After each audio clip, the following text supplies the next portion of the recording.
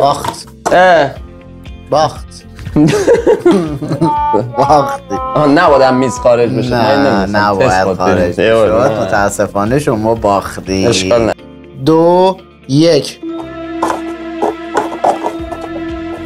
تایمش اصلا مهم نیستش و برنده اصلا مهم نیست. مرسی. 6 ثانیه و 33 صدم ثانیه. 3 2 1. باریکالله. 4 ثانیه. خب برنده این قسمت از چالش های لیوانمون محمود ابی عزیز بود که با امتیاز 4 ثانیه تونست برنده این قسمت بشه. ممنون ازت. بریم برای چالش بعد. چند بار فرصت دارم که یه بار؟ آره دیگه. فعلا میتونی حالا حدس بزنی. نهایی شنی نکنم. نه. مثلا اینطوری بکنم، مثلا بگم نهایی. هر خاصی نهاییش کن. مثلا اینطوری بکنم، مثلا میگم چون از لحاظ روانشناسی قطعا مشکی رو میذارین وسط. بسی به روانشناسی الان تموم شد. تاییده. متاسفانه شما نتونستی امتیاز این مرحله رو بگیری. برو بریم.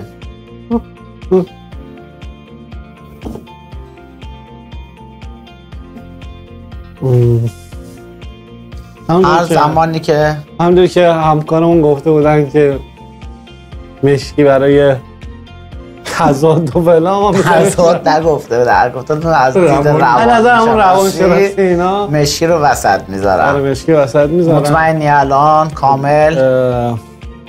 حتی 1% هم شک نداری به این موضوع؟ احساس کنم درست. مطمئن؟ بله. پس تایید شد. بله. درسته؟ خب همایون برنده این قسمت از چالش شد. باریکالله با همایون و امتیاز رو گرفتی. تشون کنی.